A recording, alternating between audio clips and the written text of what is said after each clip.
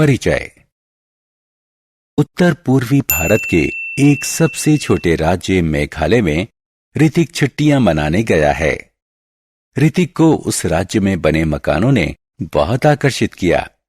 उसने पाया कि ज्यादातर घर खंभों के सहारे जमीन से ऊपर की ओर बने हुए हैं। वह इसका कारण अपनी मां से पूछता है तो उसकी मां उसे समझाती है कि इस राज्य में हर साल भारी मात्रा में बारिश होती है। इस बरसाती पानी को घरों में घुसने से रोकने और घरों को नुकसान से बचाने के लिए इन घरों को बांस की इन बल्लियों के ऊपर बनाया जाता है।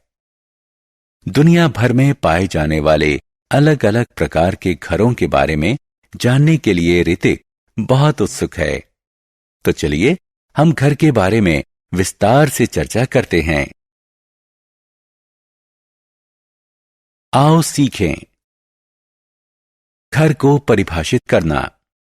अलग अलग क्षेत्रों में पाए जाने वाले भिन्न भिन्न प्रकार के घरों का वर्णन करना। एक अच्छे मकान की विशेषताएं बताना। प्राकृतिक आश्रयों को परिभाषित करना।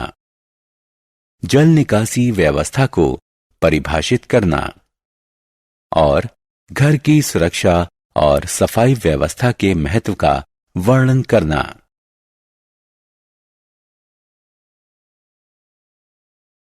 मकान। मकान किसे कहते हैं?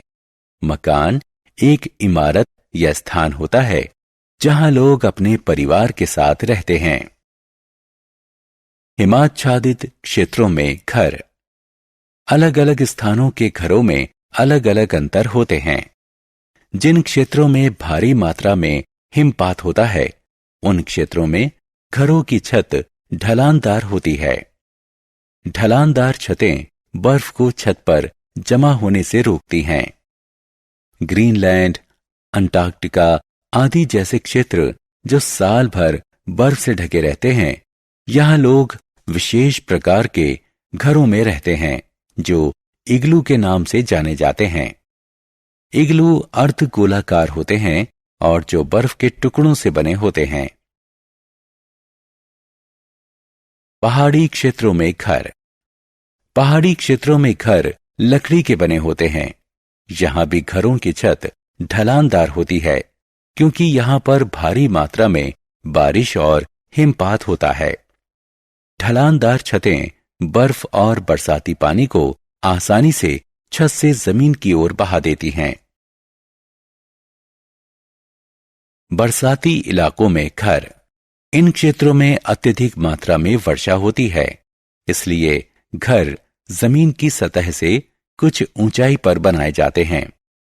इन घरों को बांस के बने हुए खंभों का सहारा दिया जाता है जिन्हें स्टिल्ट कहते हैं। इसलिए इन घरों को स्टिल्ट हाउसेस कहते हैं। स्टिल्ट घर लोगों को बाढ़ के पानी से बचाते हैं, जो इस प्रकार के क्षेत्रों की प्रमुख विशेषता है। ग्रामीण घर। गांवों में घर गीली मिट्टी, चूना, सूखी घास और झाड़ियों से बनाए जाते हैं जिन्हें झोपड़ी कहा जाता है। शहरों और कस्बों में घर। कस्बों और शहरों में घर ईंट और सीमेंट से बनाए जाते हैं। यह एक मंजिला या बहुमंजिला होते हैं। इन बहुमंजिला इमारतों में अलग अलग प्रकार के परिवार रहते हैं। अच्छा घर। घर छोटा अथवा बड़ा हो सकता है।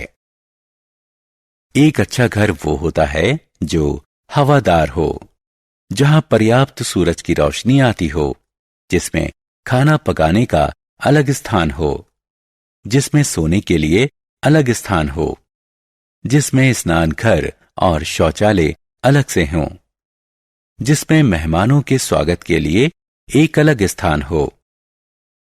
प्राकृतिक आश्रय। आदि मानव घर नहीं बनाते थे। इसकी जगह वो प्राकृतिक आश्रय स्थल जैसे गुफाओं, पथरीली दरारों आदि में रहते थे। यह आदि मानव को खराब मौसम की स्थिति, जंगली जानवरों आदि से सुरक्षा प्रदान करते थे।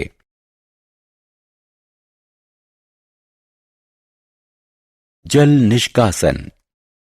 स्वच्छता का अर्थ है साफ सफाई। घर से निकलने वाले कूड़े कचरे को सुरक्षित ढंग से निष्पादित करके हम घर की सुरक्षा के प्रति सुनिश्चित हो सकते हैं।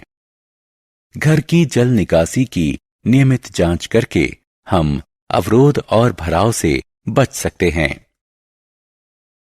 घर की सुरक्षा।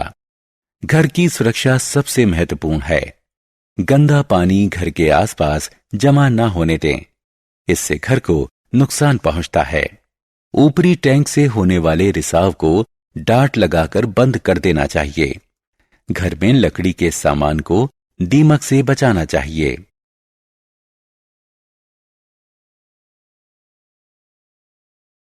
हमने क्या चर्चा की? मकान वो इमारतें हैं जहां लोग अपने परिवार के साथ रहते हैं।